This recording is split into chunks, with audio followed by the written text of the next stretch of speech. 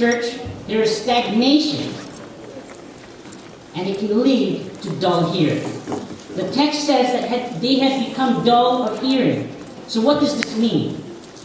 Dull of hearing in Greek is nothros, which means slow, which means lazy, sluggish, hard. You see, the problem, church, was not with the teaching. It's not that the teaching was too deep or the teaching was too hard. God would not provide teaching we cannot understand. The problem was the fact that there were no hearers and there were no listeners. They were still at an elementary level in their faith.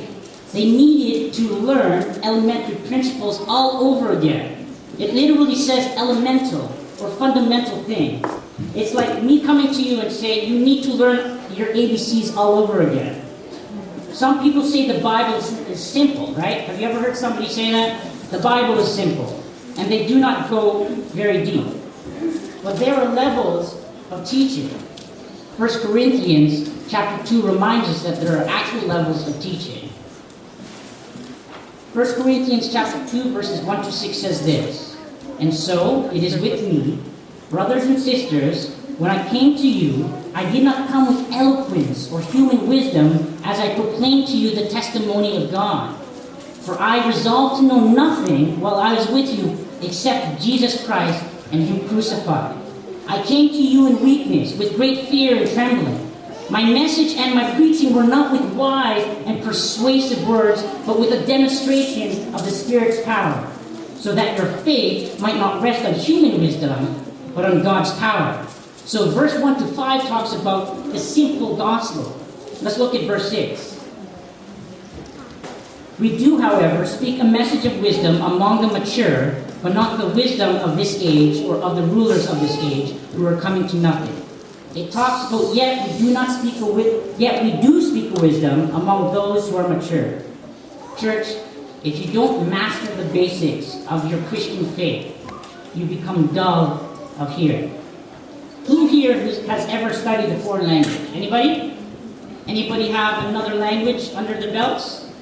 Well, someone once said that learning a foreign language is like taking a hammer, okay, putting your hand down on the table and hammering each finger over and over again. You see, the first year of learning a foreign language is absolutely no fun. It's kind of a pain. But you have to master the ABCs. You have to understand the fundamentals of that language. If you quit after the first year, what happens?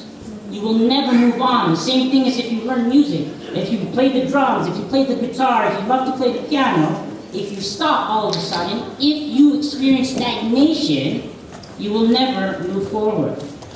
It always seems strange when you might hear that music, or when somebody's talking that foreign language, you thought maybe back then I may have understood, but now I don't. It's like learning the ABCs of anything.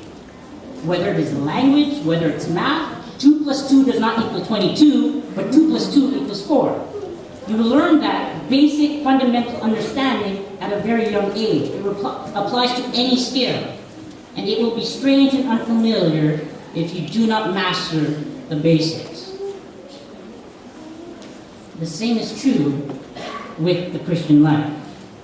We cannot become stagnant in our faith when we're learning the basics.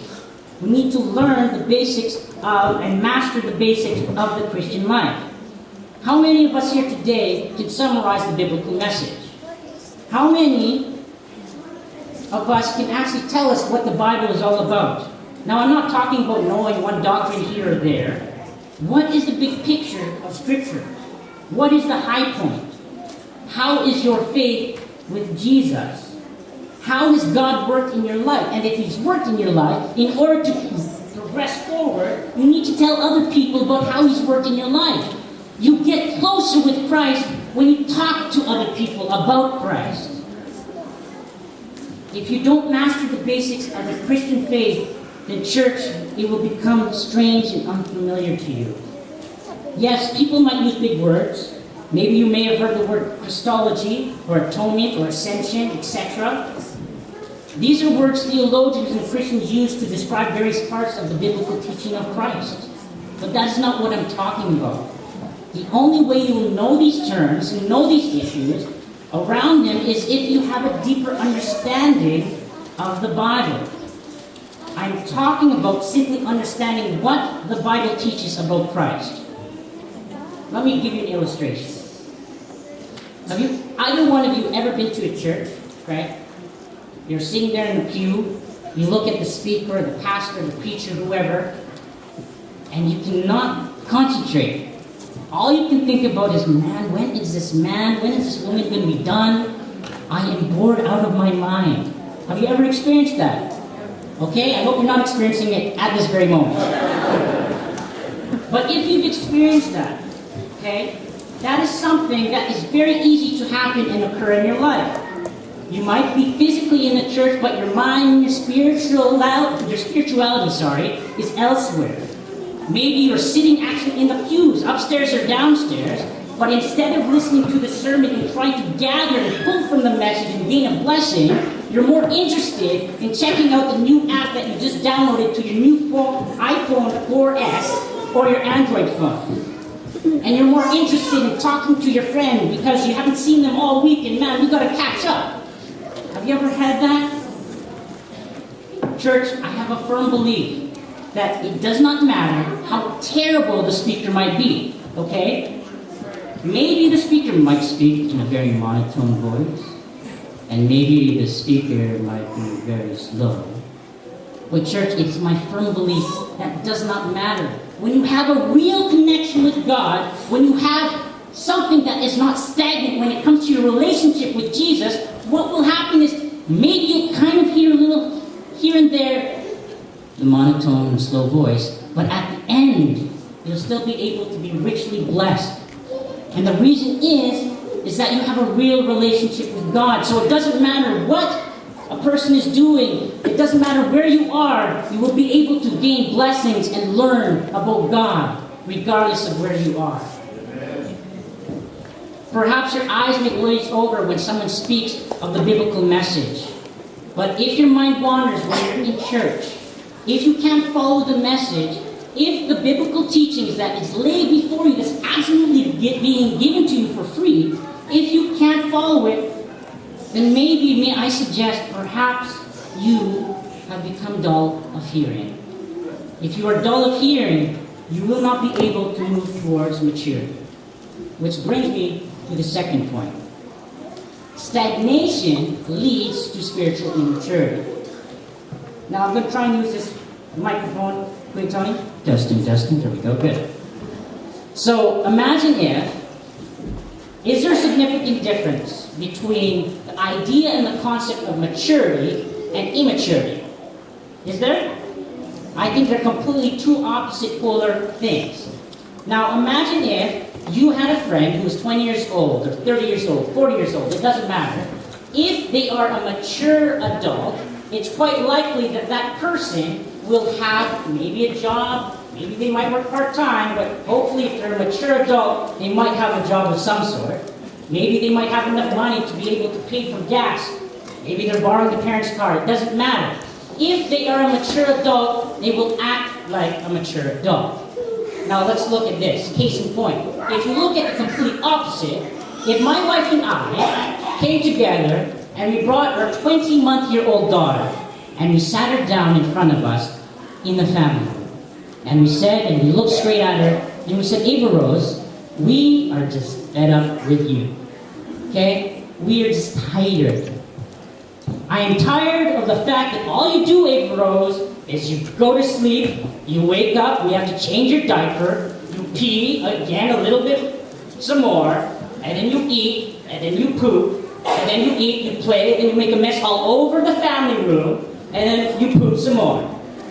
And I were to say, with my wife, from this point on, what we expect of you is that today you will go outside into the real world, learn how it is to be an adult, and you need to go find a job, and within the next few weeks when you start making money, our expectation of you is that you will move out of the house.